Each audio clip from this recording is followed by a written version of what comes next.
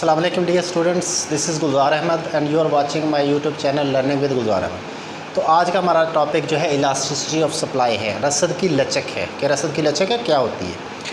तो लचक तो ये होती है कि किसी चीज़ की वो खूबी, वो वसफ़ या सलाहियत जिसकी वजह से वो चेंज होती है, उसकी वो दर्जा हसासियत है जिस वजह से जो है वो तब्दीली के असर को कबूल करती है, वो तो लचक थी। जैसे मैंने पिछली लेक्चर में भी बताया था कि अगर किसी स्प्रिंग है उसको पकड़ के खींचे और वो खींचता चला जाए तो इसका मतलब है उसमें लचक है। अब इसी तरह जो है वो एक ये हमारे पास वाइट बोर्ड है, इसमें कोई लचक नहीं है, ये पेंसिल में कोई लचक नहीं है, लेकिन एक स्प्रिंग में बहुत ज़्यादा लचक होती है। इस तरह जो है बाज़ जो लोग हैं उनमें ज़्यादा लचक होती है, बाज़ में बिल्कुल लचक नहीं होती, बाज़ में कम लचक होती है, बाज़ में ज़्यादा लचक होती है। तो आज जो हमारा टॉपिक है वो रसद की लचक है कि रसद की लचक क्या है कि किसी शय की कीमत में तब्दीली से जो रसद में तब्दीली आती है यही बेसिकली जो है वो रसद की लचक कहलाती है।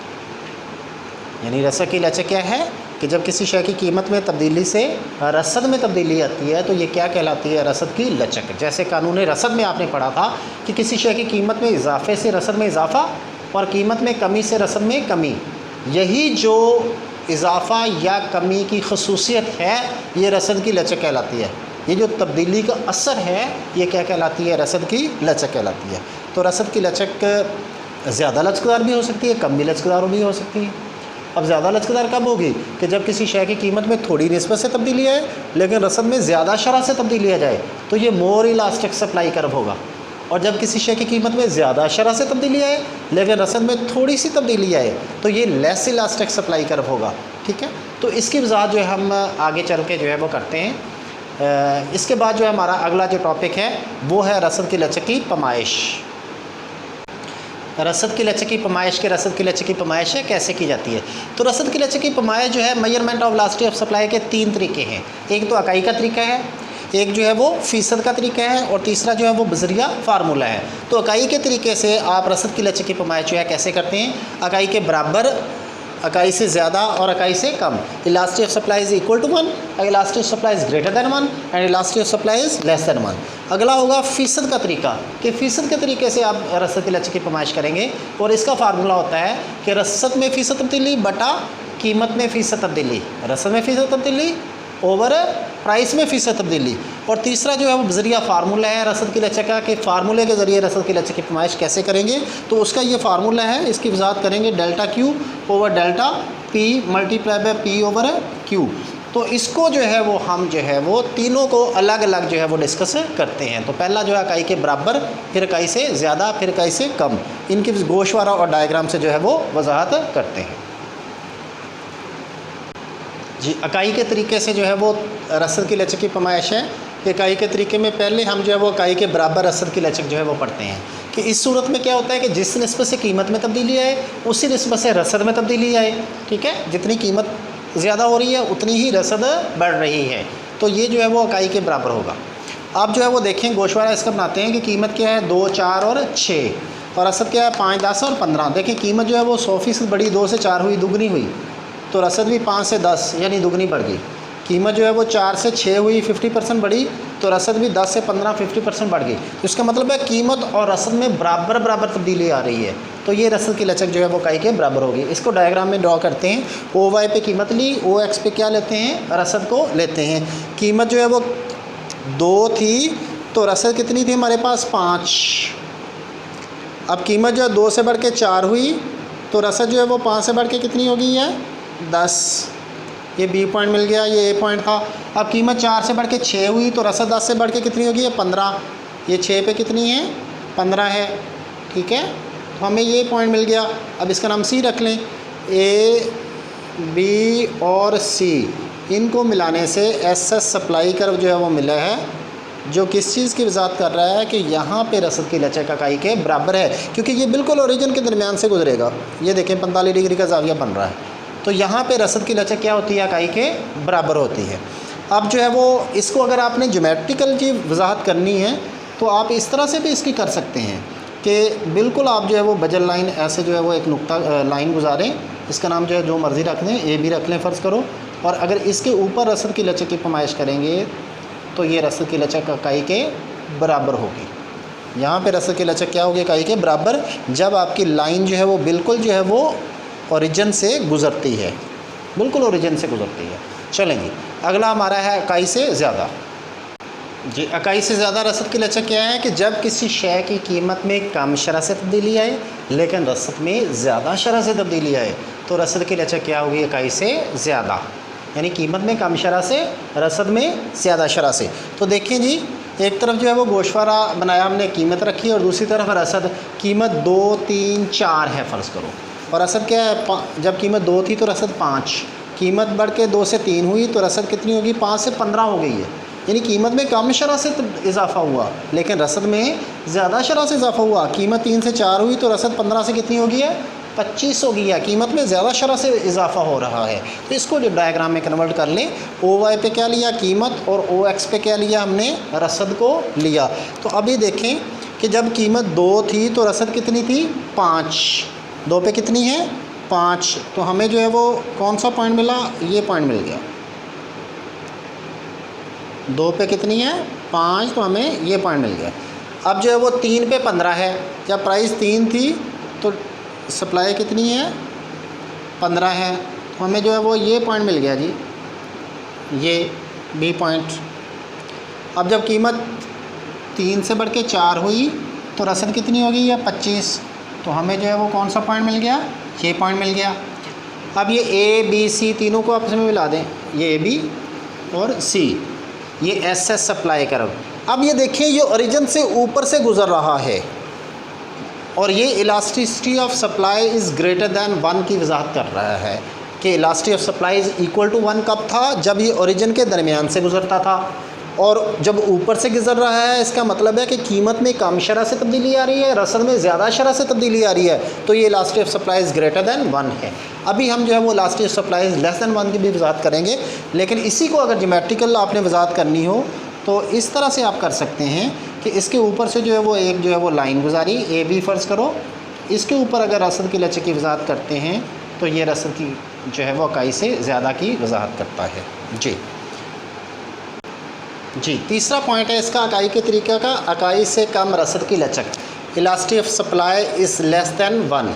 इसमें क्या होता है कि जब किसी शय की कीमत में ज़्यादा शरह से तब्दीली आए लेकिन रसद में कम शरह से तब्दीली आए, तो रसद की लचक क्या होगी, इकाई से कम। देखें जी, गोशवारे में देखें कि कीमत जो है 2, 4, 8 यानी दुगना इजाफा हो रहा है, 100% इजाफा हो रहा है, लेकिन रसद जो है वो पहले 3 थी, 3 से 4 थोड़ी सी बढ़ी, 4 से 5 फिर थोड़ी बढ़ी। इसका मतलब है कि कीमत में ज़्यादा शरह से और रसद में कम शरह से इजाफा हो रहा है। इसको डायग्राम में कन्वर्ट करके देखते हैं कि डायग्राम कैसा बनेगा। OY पे कीमत को लिया और OX पे रसद को लिया। तो अभी देखें कि कीमत जो है वो कितनी थी, 2, तो रसद 3 थी, 2 पे कितनी थी, 3, तो हमें जो है वो ये पॉइंट मिला, इसका नाम A रख लें। अब जो कीमत जो है वो 2 से बढ़ के 4 हुई, 2 से 4 हुई तो हमें रसद कितनी थी, 4, तो ये पॉइंट मिला। अब कीमत जो है वो 4 से बढ़ के 8 हुई और रसद कितनी है, 5 है, तो हमें जो है वो ये पॉइंट मिला।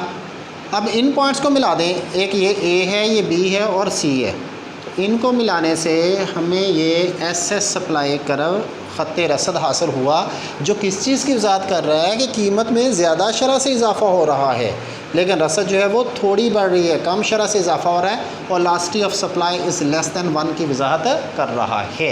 अब इसको ज्योमेट्रिकली अगर आप देखेंगे तो आप जो बजर लाइन या AB ख़त बनाते हो वो ओरिजिन से राइट साइड पे बना लें, इसके ऊपर रसद की लचक की जो है वो वजाहत कर दें कि रसद की लचक की वजाहत जो है वो हो रही है। तो ये देखें कि जब इकाई के बराबर था तो बिल्कुल ओरिजिन के ऊपर से रसद की लचक का रसद का ख़त बन रहा था, इकाई से ज़्यादा था तो वो ऊपर था, इससे ओरिजिन से ऊपर था, और जब इकाई से कम है तो इससे नीचे है। जी,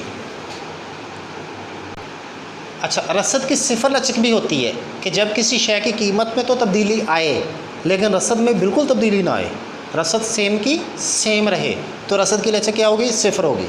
इसकी वजाहत भी हम गोशवारे से और डायग्राम से करते हैं कि कीमत देखें 2, 4, 6, कीमत तो बदल रही है, कीमत तो बढ़ रही है, लेकिन रसद 10 है तो 10 की 10 ही रहती है। कीमत 2 से बढ़ के 4 हुई, 4 से बढ़ के 6 हुई, रसद 10 की 10 ही है। इसको डायग्राम से वजाहत करते हैं। OY पे आपने जो है कीमत को लिया, OX पे आपने रसद को लिया। देखें कि जब कीमत 2 रुपया थी तो रसद कितनी थी, 10, 2 पे कितनी थी 10,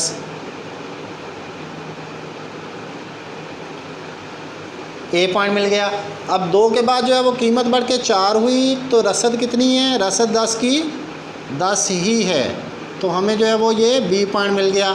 अब कीमत जो है वो 4 से बढ़ के 6 हो गई है, लेकिन रसद 10 की 10 ही है, तो हमें जो कौन सा पॉइंट मिल गया, इस पर सी पॉइंट मिल गया।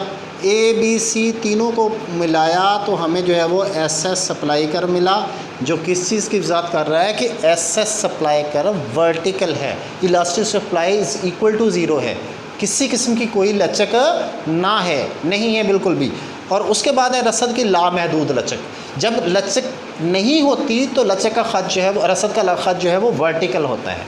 अब रसद की लामहदूद लचक क्या है कि जब किसी शय की कीमत में तब्दीली बिल्कुल ना आए लेकिन रसद में तब्दीली आए, यानी कीमत में तब्दीली ना होने के बराबर ये ना आए लेकिन रसद लामहदूद हद तक बढ़ जाए, तो ये क्या होती है रसद की लामहदूद लचक।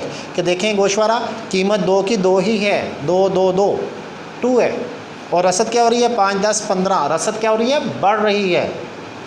इसको डायग्राम में कन्वर्ट कर लें, ओ वाई पे कीमत है और ओ एक्स पे क्या है रसद है। आप देख लें कि कीमत 2 थी तो सप्लाई कितनी थी 5 थी, ए पॉइंट मिल गया। अब कीमत जो है 2 की 2 ही है लेकिन सप्लाई जो है वो 10 हो गई है, सप्लाई कितनी हो गई है 10 हो गई है, हमें ये बी पॉइंट मिल गया। अब कीमत 2 की 2 ही है लेकिन सप्लाई 15 हो गई है, तो हमें जो है वो ये कौन सा पॉइंट मिल गया, सी पॉइंट मिल गया। ए बी सी तीनों पॉइंट्स को मिलाएं तो हमें ये जो ख़त मिला है ये एस एस सप्लाई कर मिला है, which is elasticity is unlimited, लामहदूद। रसद की लचक क्या है, लामहदूद है, इन्फिनिटी के बराबर है, लामहदूद है, इसीलिए ये हॉरिजॉन्टल होता है, हॉरिजॉन्टल अलोंग एक्स एक्सिस होता है। तो ये था हमारा जो है वो रसद की लचक। अब इसका दूसरा तरीका जो है वो फ़ीसद का तरीका है, तो फ़ीसद के तरीके से भी हम इसकी वजाहत करते हैं। अब रसद का दूसरा जो तरीका रसद की लचक की पैमाइश का है वो फ़ीसद का तरीका है। तो फ़ीसद के तरीके के तहत जो है वो किस तरह से वजाहत करेंगे कि जब किसी शय की कीमत और रसद में परसेंटेज के मुताबिक जो है वो तब्दीली आए, फ़ीसद के मुताबिक तब्दीली आए, फ़ीसद के मुताबिक तब्दीली देखी जाए तो रसद की लचक का ये फ़ीसद का तरीका कहलाता है। फार्मूला क्या है इलास्टिक सप्लाई का, शय की रसद में फ़ीसद तब्दीली ओवर शय की कीमत में फ़ीसद तब्दीली, या percentage change in quantity supplied, percentage change in quantity supply over percentage change in price. जी, अब इसकी वजाहत भी 3 तरीके से करेंगे, इकाई के बराबर, इकाई से ज़्यादा और इकाई से कम। इकाई के बराबर क्या होगा, इकाई के बराबर elastic supply is equal to 1 क्या होगा कि फ़र्ज़ करो जिस निस्बत से कीमत में तब्दीली आती है उसी परसेंटेज में जो है वो रसद में तब्दीली आए। फ़र्ज़ करो कि कीमत है, प्राइस है, वो 10% बढ़ गई, इसका मतलब बढ़ना, राइज़, प्राइस 10% बढ़ गई है और सप्लाई जो है वो 10% बढ़ गई है। कीमत 10% बढ़ने से रसद 10% बढ़ गई, तो ये फार्मूले में पुट करके देख लें कि परसेंटेज इन क्वांटिटी सप्लाई कितनी है 10% है, ओवर परसेंटेज इन प्राइस कितनी है वो भी 10% है, तो 10% ओवर 10% किसके बराबर आ गया 1 के, तो इसका मतलब है ये इकाई के बराबर है। अब इकाई से ज़्यादा भी हो सकती है कि जब जो है वो कीमत फ़र्ज़ करो आपकी प्राइस जो है वो 10% ही बढ़े लेकिन सप्लाई जो है वो 15% बढ़ जाए, सप्लाई जो है वो 15% बढ़ जाए, तो रसद की लचक क्या होगी, इस फार्मूले में पुट कर दें कि शय की रसद में फ़ीसद तब्दीली 15% है, ओवर शय की कीमत में फ़ीसद तब्दीली कितनी है 10% है, तो ये किसके बराबर आ गया 1.5 विच इज़ ग्रेटर दैन 1। अब जो है वो इकाई के से कम भी हो सकती है कि अगर फ़र्ज़ करो यही जो प्राइस है, कीमत है, ये 10% बढ़ने से 10% बढ़ने से रसद जो है वो 5% बढ़ती है। रसद कितने फ़ीसद बढ़ी है 5% बढ़ी है, तो फार्मूले में पुट कर लें कि फार्मूला क्या है, शय की रसद में फ़ीसद तब्दीली ये 5% है, ओवर शय की कीमत में फ़ीसद तब्दीली ये कितनी है 10% है, तो 5% ओवर 10% किसके बराबर आ गया 0.5 विच इज़ लेस दैन 1। तो ये जो है वो फ़ीसद का तरीका के ज़रिए जो है वो रसद की लचक की पैमाइश है।